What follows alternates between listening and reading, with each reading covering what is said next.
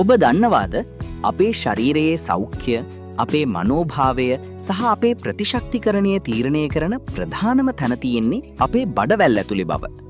විද්‍යාඥයන් දැන් පවසනවා අපේ බඩවැල් පද්ධතිය කියන්නේ අපේ දෙවන මොළය කියලා. අද අපි කතා කරමු මේ gut health එහෙමත් නැත්නම් බඩවැල්වල සෞඛ්‍ය අපේ මුළු ජීවිතේටම බලපාන්නේ කොහොමද කියලා. මුලින්ම අපි බලමු මොකද්ද මේ මයික්‍රෝබයෝම් කියන්නේ කියලා. අපේ බඩවැල් ඇතුලේ ට්‍රිලියන සංඛ්‍යාත ශුද්‍ර ජීවීන් ජීවත් වෙනවා. බැක්ටීරියා, වෛරස් සහ දිලීර වර්ග විශාල ප්‍රමාණයක් මෙහි ඉන්නවා. මේ අතරින් හොඳ බැක්ටීරියා වර්ග අපේ ආහාර ජීර්ණයට, විටමින් වර්ග නිපදවීමට සහ නරක බැක්ටීරියා පරාජය කරන්න උදව් වෙනවා.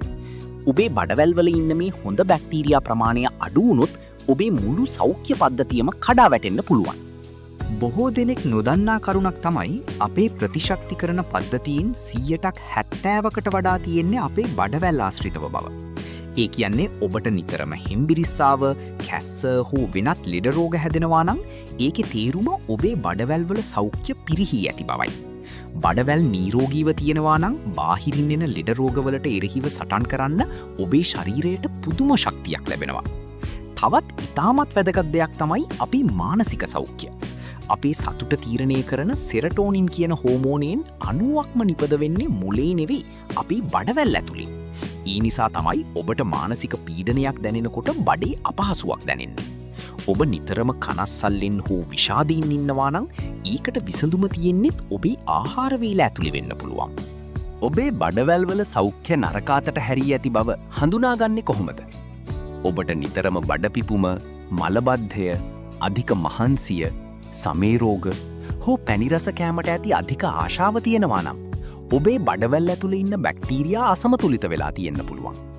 විශේෂයෙන්ම කෘතිම සීනි, අධික ලෙස පිරිසැකසුම් කළ ආහාර සහ අනවශ්‍ය ලෙස ගන්නා ප්‍රතිජීවක ඇන්ටිබයොටික්ස් ඖෂධ නිසා මේ හොඳ බැක්ටීරියා විනාශ වෙලා යනවා. දැන් අපි බලමු කොහොමද මේ තත්ත්වය නිවැරදි කරගන්නේ කියලා.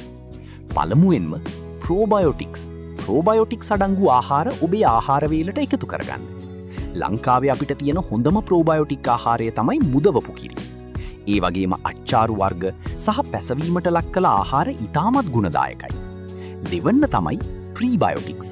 මේවා තමයි අපේ බඩවැල් වල ඉන්න හොඳ බැක්ටීරියාවලට අවශ්‍ය ආහාර.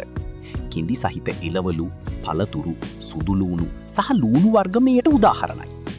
මීට අමතරව දිනකට ප්‍රමාණවත් තරම් වතුර බොන්න, හොඳ නිින්දක් ලබා ගන්න සහ මානසික ආතතිය පාලනය කරගන්න.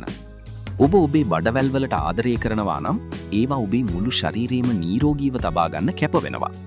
මතක තබා ගන්න. ඔබේ සෞඛ්‍ය ආරම්භ වෙන්නේ ඔබේ පිඟානෙන්. මේ තොරතුරු වැදගත් කියලා හිතෙනවා නම් ඔබේ මිතුරන් අතරත් ෂෙයා කරන්න. තවත් මෙවැනිම වටිනා වීඩියෝවකින් හමු වෙමු. නිරෝගීව ඉන්න.